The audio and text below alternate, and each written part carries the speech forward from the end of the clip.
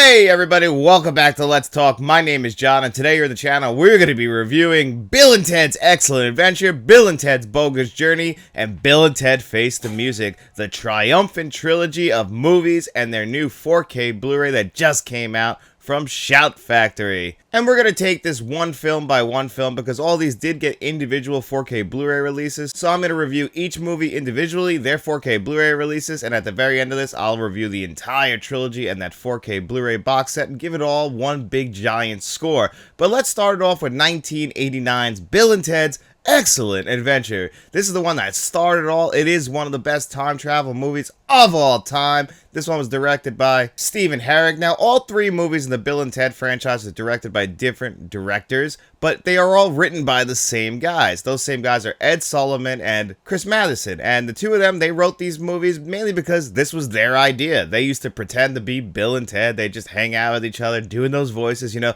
whoa, excellent. You know, they did that. They put that pen to paper, and then, you know, they wanted to get the movie made. And when the studios picked it up, you know, they still wrote all three movies all the way until 2020's Bill and Ted Face the Music. These are their characters, but they got the perfect vessels for it in Keanu Reeves and Alex Winters. These two guys just had great chemistry. Keanu Reeves is one of the greatest working actors today, one of the nicest guys in Hollywood. From what I understand, Alex Winters is the same way. And, you know, if you base how their regular real-life personalities are on these characters, you'd be probably a little bit disappointed because Alex Winters is also a great documentary filmmaker, a good director in himself. Keanu Reeves is Keanu Reeves. I mean, this is the guy who plays Neo. He's John Wick. He's Johnny Utah. I mean, Keanu Reeves has three successful franchises that at least have three movies in them. That's really incredible in my opinion.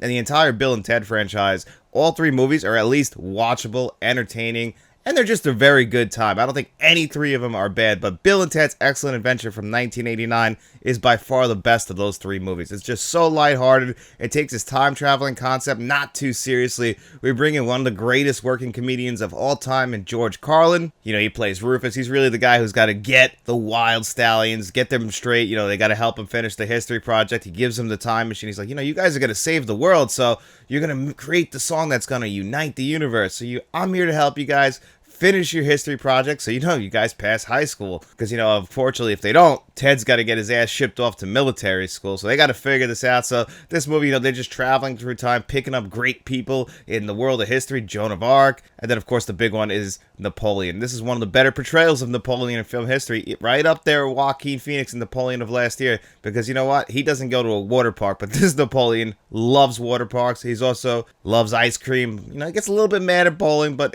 this is one of the funniest concepts in this movie, is that Napoleon just operating in the real world while Bill and Ted are just going through history trying to grab as many people as they can. I mean, the original Bill and Ted movie, the way how lighthearted it is, how Keanu Reeves and Alex Winters have this great chemistry, it's just so funny. You know, something like this could be taken very seriously. They never take this movie too seriously. It's entertaining as hell. I've actually reviewed the 4K Blu-ray here on the channel, so this 4K Blu-ray review for the first Bill and Ted will be pretty quick. Originally back in 2022 when it came out, I gave this 4K Blu-ray right here a 7 out of 10. I decided, you know what, I'm going to do another re-review of it. Check it out again, see how I feel about it now in 2024. You know, it came in this beautiful Triumphant Trilogy box set, like a lot of other Shout Factory releases in the past. Very similar to how JFK and The Ring was. Basically the same exact box, just with new artwork on it. But the artwork is beautiful. I love what they did with the artwork on this one. Absolutely looks phenomenal. You know, you get them from when they go in the future in the first movie right here. We'll talk a little bit more about that when we get to Bill and Ted Face the Music, because I have some complaints about what they did with the future in that movie. And, you know, you get all three movies in here. You'll notice that Bill and Ted's Excellent Adventure is number 139 because it was previously released, while Bill and Ted's Bogus Journey and Face the Music are right here. And it's just the same exact disc, no difference at all. The only difference is if you come on the back, the barcode is removed, mainly because, you know, you're buying the entire box set. But that's it. So if you were hoping for a new scan, because that Bill and Ted's Excellent Adventure scan is not that great. Unfortunately, it's very similar to the Blu-ray. The colors are very faded. The only big upgrade from the Blu-ray to the 4K is they clean up a lot of the film grain. And, you know, the grain lovers out there, you know, they appreciate the film grain, but it got a little bit too overly grainy. Now, my best idea of this is probably that the source material for Bill and Ted's Excellent Adventure is not the greatest, and that's why this 4K Blu-ray just, the colors just don't pop off the screen at all. They're very, very faded. They're very muted. Even like the sharpness and detail. There will be certain scenes that actually look really good. It's a very scene-to-scene basis, but some scenes, like when they're first walking out of the high school in the beginning of the movie, that does not look like 4K quality. So my hopes were, and I didn't expect this, is that they would actually clean up those visuals, make it look like a brand new proper 2024 4K, because they knew the complaints about the original one. Most people felt the same way about Excellent Adventure, that it wasn't a very great 4K transfer.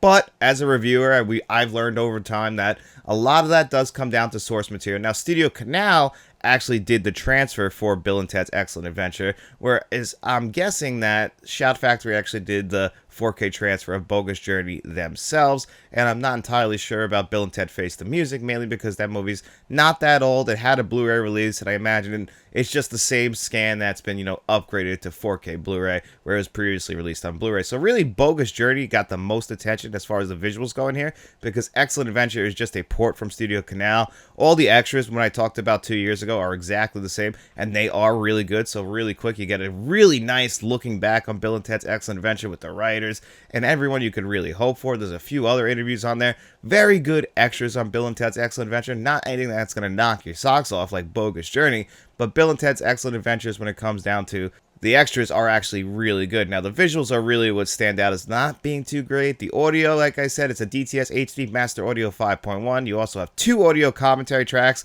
and the audio commentary tracks are done by the same people who also do Bogus Journey, so you get 2 audio commentary tracks on Bogus Journey, all done by the same people, so it's pretty cool. You get 4 tracks in total. You get the 2.0, the 5.1, those commentary tracks. You get a good amount of extras. Some of the extras actually go over to the 4K Blu-ray, but not all of them. If you want them all in one place, they're all on the Blu-ray. It's pretty weird. They did the same thing with Bogus Journey, where some extras are on the 4K Blu-ray, but not all of them. So you get some overlap with some of them between Bogus Journey and Excellent Adventure, where they'll be on the Blu-ray, and then you'll have like 1 or 2 that are still on the 4K Blu-ray. Not sure why they did that. It's a little bit strange, and again, it's just weird that Excellent Adventure and Bogus Journey kind of line up with how they are presented to you. It's just that Bogus Journey, I believe, is a much better 4K Blu-ray. And when I gave Bill and Ted's Excellent Adventure a 7 out of 10 2 years ago, I actually think I might have gone a little bit too high, because again, there is no improvement. So I would probably give Bill and Ted's Excellent Adventure in 2024 a 6.5 out of 10. I really wish they would have improved on those visuals. The audio, it's fine. The extras are really good. I really think they're doing a lot of the heavy lifting. But either way, or it's Bill and Ted's Excellent Adventure. It is an improvement over the Blu-ray. It's just that there is a lot of room of improvement for the 4K Blu-ray. But again, it could be the source material, so I don't want to be too hard on Excellent Adventure, because I do still think it is the best one in the entire franchise. And that brings us to Bill and Ted's Bogus Journey, released in 1991, and right out of the gate, going into the 4K Blu-ray review a little bit early, we'll get a little bit away from it, but this is by far the best 4K Blu-ray in this entire trilogy of 4K Blu-rays. This received the most attention, in my opinion, and this is exactly what I wanted Bill and Ted's Excellent Adventure to look like. This one was directed by Pete Hewitt in his directorial debut. It's got the same exact writers as the first one, and you gotta give these guys a lot of credit for not trying to give a quick rehash of the original Bill and Ted's Excellent Adventure. That would have been the easiest thing to do. That would have been the low-hanging fruit, and people probably would have loved the movie even more. Because when people look back at Bill and Ted's Bogus Journey, the reviews weren't as good as Excellent Adventure, and I think that a lot of that has to do with they kind of changed the tone a little bit in the first 2/3 of the movie, and for me, that's why Bill and Ted's Bogus Journey doesn't work as well. You lost a little bit of the heart, but you got to give these guys a lot of credit for actually trying something different and not trying to go for the exact same movie as the first one. Of course, we do bring back Keanu Reeves and Alex Winters, and we also bring back Rufus, played by the great George Carlin. But this time, they gotta go to hell, and they gotta find their way back to Earth and beat the evil Bill and Ted robots, which is one of my favorite jokes throughout the entire movie, is how they call them Evil Bill and Evil Ted, even to each other, but yet they still have the same personality. They're just a lot more, violent than the original Bill and Ted. But Bill and Ted's Bogus Journey is probably most remembered for the inclusion of Death, played by William Sadler in this movie. Perfectly cast, by the way. It's also a satire or a spoof of the Seventh Seal. In that movie, Death challenges Max von Sydow's character to a game of chess. I like the Seventh Seal. It's not one of my favorite Ingmar Bergman movies. I still think that's Persona. But, this is a satire spoof of that. which is pretty cool as well, because they got to find their way back to Earth because they get killed by the evil Bill and Ted. Bill and Ted in this movie, they still are, they haven't gotten their lives together. They live in an apartment now because they graduated high school. Ted's dad still thinks he's an absolute idiot and has no idea what he's talking about. Love that running joke. And in this movie, Ted's dad actually gets a little bit more to do. At one point, he's doing an impression of his son. Really good impression, by the way. Actually shows his acting chops. Really appreciated that because they die. They get killed. They get sent to hell. Them playing Battleship with Death is just one of the greatest scenes. I love that in this movie. The princesses are back from the first movie, and it ends up building to a great conclusion where it does feel very similar to the first movie. Maybe that's why I like the third act of this movie so much, is, we ended on a big concert like we end all three of these movies. But in Bogus Journey, it's really great to see the princesses, see the robots. This is where we get to see Station for the first time. Good special effects, by the way. I get why people might not like the practical effects, and this is a big thing when we get Face the Music, is the practical effects in Bill and Ted's Bogus Journey and Excellent Adventure is great. It does look very cheesy, very 1980s, early 1990s. I appreciate that. Maybe a lot of other people think that looks stupid and takes you out of the movie. From my perspective, I think bad CGI takes you out of the movie, but other people might have different perspectives. I have to respect that because I love how the future looks in Bill and Ted's Excellent Adventure and Bogus Journey. It looks a little bit cheap. I'm not going to lie. The costumes especially look like they're cheap, and I think that's what they're going for, is this cheap futuristic look, almost like the mid-90s Power Rangers look, or if you went to Laser Tag in the 1990s, that kind of look. And then they got away from that when we get to Face the Music, but I think it works for these movies, and I wish they would have, just done this again and used real sets and everything like they did in this movie, and I think, maybe Face the Music wouldn't look as ugly as it does. But I actually appreciated Bogus Journey much more this time than I had ever appreciated Bogus Journey in the past. I actually had a great time with it. I still think it has some flaws. It's gonna obviously pale in comparison to the original, which is a classic film at this point that is beloved by so many. But as far as a follow-up goes, not many people would actually take the chances that they take in Bogus Journey, and I think it's better for it, and I actually really enjoyed my time with Bogus Journey. Bill and Ted still have great chemistry together, and George Carlton is perfect in his role, so it's at least definitely worth a rewatch. And if you are, this 4K Blu-ray, like I was saying at the beginning, is by far the best 4K Blu-ray that came in here. You get all of your extras on the Blu-ray, and when you go from that Blu-ray to the 4K Blu-ray, you're going to see the biggest and noticeable jump. The 4K Blu-ray looks like a modern 2024 Blu-ray. It's got HDR and Dolby Vision, just like Excellent Adventure. It also has a DTS HD Master Audio 5.1 and a 2.0, just like Excellent Adventure. And it's got those two audio commentary tracks. Now, right out of the gate, what stands out are those extras. On the Blu-ray, you'll have them all. On the 4K, you'll have some. But you get it looking back, very similar to the one on Excellent Adventure, about an hour long. You get an old archival making of that's about an hour long. You get some more interviews, including the person who did the score to the movie, and you get the trailer. Everything I could ever ask for in the extras department, they gave to us on Bogus Journey. I wish Excellent Adventure had gotten this attention, but I'm so happy that Bogus Journey did, because it really does add so much value to Bogus Journey. And I would just honestly, if you had to just buy one of these three movies on 4K Blu-ray and you wanted to see what was the best of these three as far as the visuals, audio, and extra goes, it's definitely Bogus Journey. That one I think got the most attention in almost every department. I actually think that the audio on Bill and Ted Face the Music is slightly better, but on Bogus Journey it's still very well mixed. The score, it's not something that's going to blow you away. I felt like the rear channels got a little bit neglected, but it did actually have some bass. It was obviously front heavy. It's what you would expect from a 1991 film. It came in crisp and clear, had no issues with the dialogue, but those visuals, that big visual upgrade is really what stands out. The colors are very vivid and dynamic, and it's just so much more noticeable when you go from watching Bill and Ted's Excellent Adventure to Bogus Journey and seeing, like, that's what HDR is supposed to do. That's what Dolby Vision's supposed to do. It's supposed to hit those deep blacks, make those colors pop off your screen, make everything just look sharper. It looks unbelievable, and I really did appreciate the attention that Bogus Journey got. Maybe that's why I appreciated the movie even more, because it's a very colorful movie, and it just looks beautiful on your screen, and Bogus Journey definitely got the most attention, and it's by far the best 4K Blu-ray in this trilogy. Honestly, though, Bogus Journey is not the best of the three movies, but it's floating near Face the Music for me now, but still Excellent Adventure is the best, and I wish that would have got the same exact attention as Bogus Journey, because if I was going to give Bogus Journey's 4K Blu-ray a score of 1 to 10, I would give Bogus Journey, honestly, a 9.5 out of 10. It's that good. And that, of course, brings us to the third movie in the trilogy, and that's Bill and Ted Face the Music, directed by Dean, Parasite, like I was saying, a different director for every single one of these movies, but we brought the original writers back. This is a legacy sequel. It actually came out during the pandemic. And, a lot of us were excited about that. I think, we were looking forward to seeing something, getting Keanu Reeves back right in the middle of the Keanu-sance. John Wick had really taken off, and people were really falling in love with Keanu Reeves again. We had heard that there was a new Matrix movie coming. Shaved his beard off for this, which is a questionable decision because Keanu looks damn good with a beard. But you get him and Dean Winters back, and you know what? We get that same exact chemistry that we saw in the first two movies. Just seeing them as older men.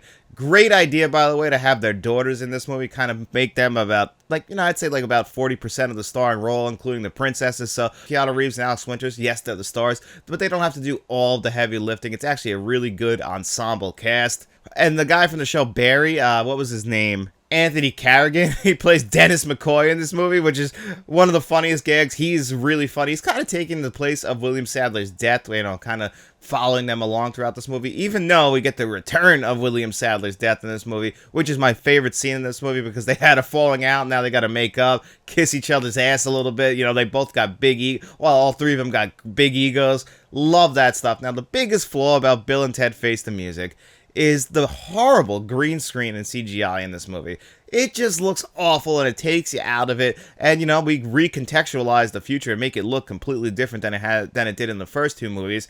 I don't know what's cheaper. Would it be cheaper just to build the sets from the first two movies and, have that look like the future again? Would people believe it? Is that the argument? That it just doesn't fit right in 2020? But, I feel like that's what people go to Bill and Ted for. It's weird that you kind of changed how the future looks just to modernize it for 2020, and then you made it ugly at that. At least there was personality in the first two movies. Yes, I get it. Some people might not like those cheesy 80s and 90s sets. I personally love them. I might be biased. I'm not here to argue that. It's very, very possible. Maybe people do prefer this CGI look, but for me, it's just ugly and it's distracting. When they're in hell, it's just very, very distracting. It doesn't feel like the first two movies, and when you watch all three in a row, you'll notice that, given, we're very much in the future. These guys got older, but their chemistry is still there.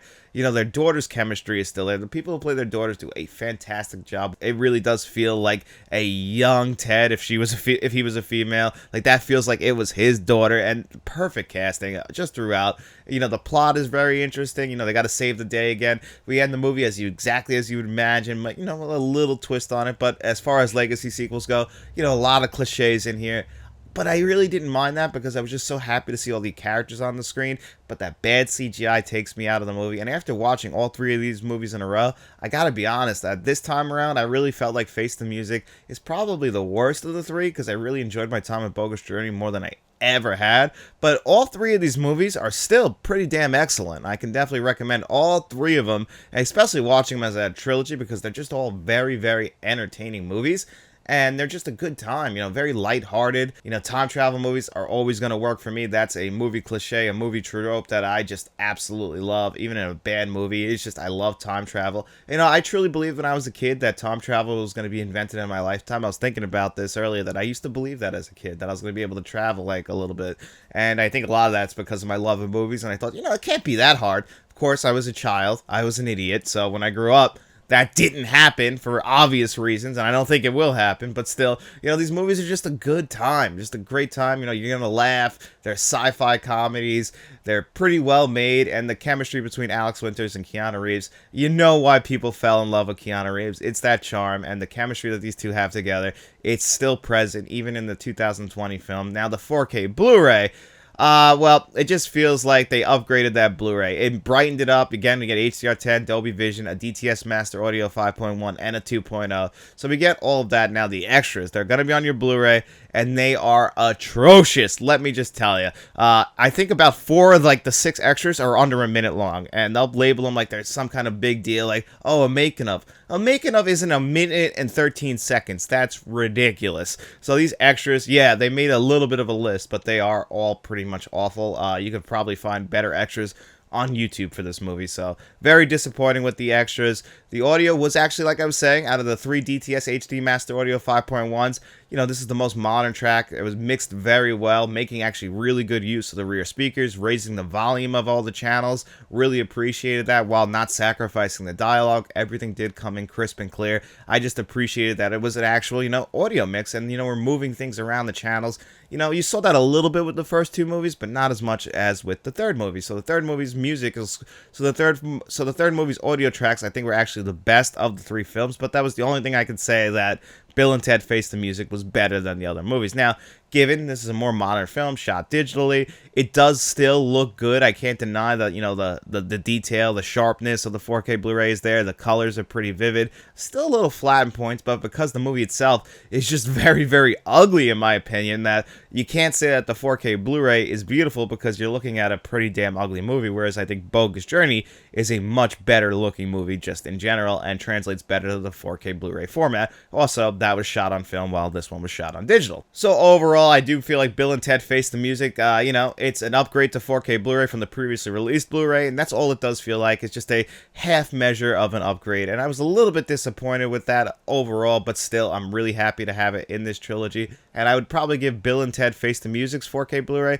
out of all three of them, I would say this is kind of like right in the middle. I would give it a 7.5 out of 10. Now, how would I rate this entire 4K Triumphant trilogy for Bill and Ted? Well, that's a little bit tougher because I feel like 2 out of the 3 4Ks are not great. You can buy all of these individually. Bogus Journey is definitely worth it. Now, if you're somebody like me who loves this trilogy of movies, loves to have these in their collection, and just wants the best of the best, well, this is still the best of the best. And if you're a big fan of artwork, I really do love the hard casing on the outside. I love that they're individually packaged on the inside.